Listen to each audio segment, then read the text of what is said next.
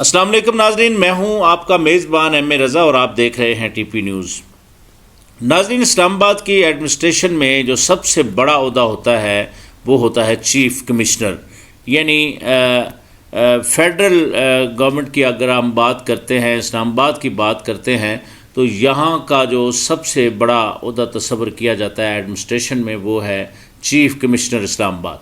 تو اسلام آباد کے جو چیف کمشنر ہیں عامر علی احمد صاحب، ان کو تبدیل کر دیا گیا ہے۔ ان کی جگہ پہ جس آفیسر کو اپوائنٹ کیا گیا ہے، جنہوں نے چارج لیا ہے، ان کی کارکردگی کے اوپر بھی ہم بات کریں گے اور یہ تفصیل سے آپ کو بتائیں گے کہ کیا عامر علی احمد کا جو عہدہ ہے اس کی جگہ پر جو شخصیت آئی ہے، کیا ان کی پچھلی کارکردگی اس چیز کو ڈیزرو کرتی ہے کہ وہ اس لیول کے آفیسر ہیں کہ وہ اس بڑے عہدے سے انصاف کر پائیں گے۔ ہمارے ساتھ رہیے، چینل کو لازم سبسکرائب کیجئے اور ساتھ میں لگے بیل آئیکن کو بھی دبایا کیجئے تاکہ کوئی بھی ہماری انفارمیٹیو ویڈیو آتی ہے تو اس کی نوٹیفیکیشن آپ کو ملتے رہیں۔ ناظرین، چیف کمشنر اسلام آباد عامر علی احمد صاحب کو تبدیل کر دیا گیا ہے، وہ اسٹیبلشمنٹ ڈویژن اب رپورٹ کریں گے، لیکن ان کی جگہ پر جس آفیسر کو اپوائنٹ کیا گیا ہے ان کی بہت شاندار کارکردگی ہے۔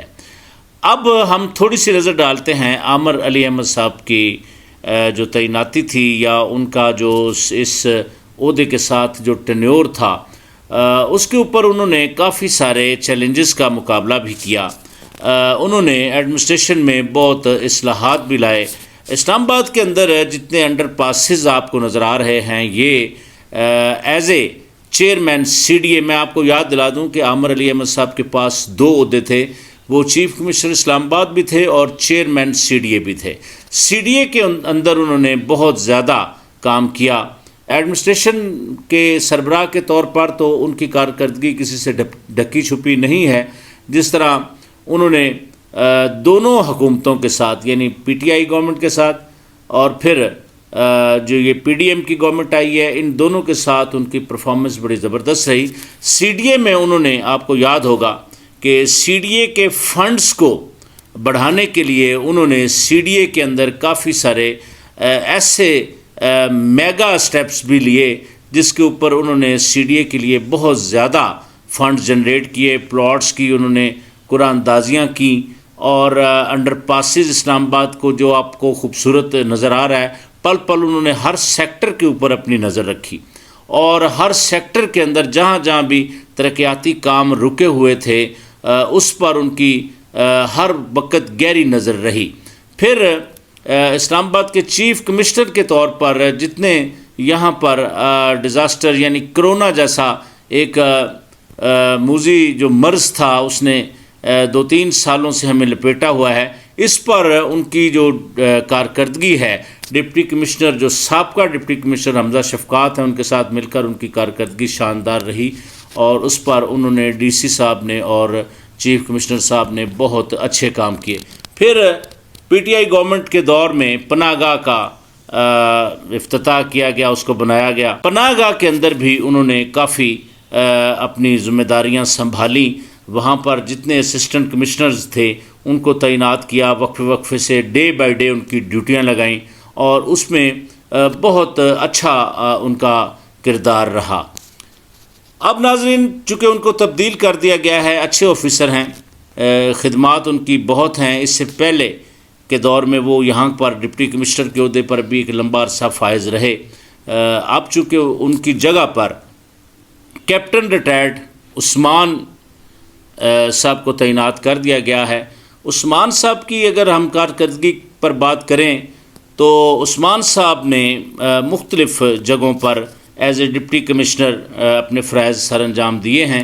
چونکہ وہ پہلے آرمی میں تھے تو وہاں سے ریٹائرمنٹ کے بعد انہوں نے سول سروسز کو جوائن کیا، جس میں ایز اے ڈپٹی کمشنر ان کا سب سے لمبا جو ٹینیور ہے وہ ہے لاہور میں۔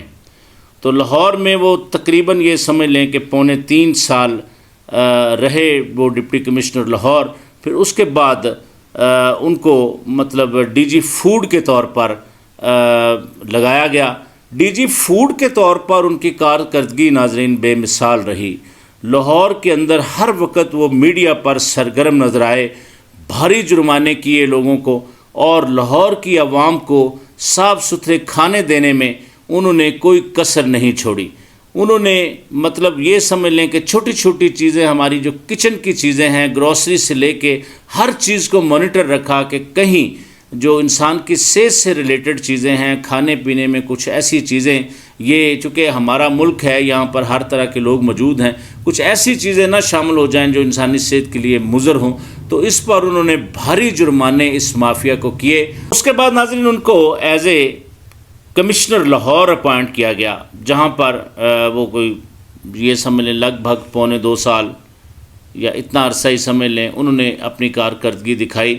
چونکہ فوڈ ڈپارٹمنٹ اور جو یہ ایڈمنسٹریشن ہے، ان کے عہدوں میں کچھ فرق ضرور ہوتا ہے، لیکن چونکہ وہ ڈی جی فوڈ اتھارٹی تھے تو ان کے پاس پنجاب کے لگ بھگ 36 اضلاع تھے، جہاں پر انہوں نے مانیٹر کیا، اور یہ جو ملاوٹ کرنے والے لوگ ہیں یا ان لوگوں کو انہوں نے بھاری جرمانے بھی کیے.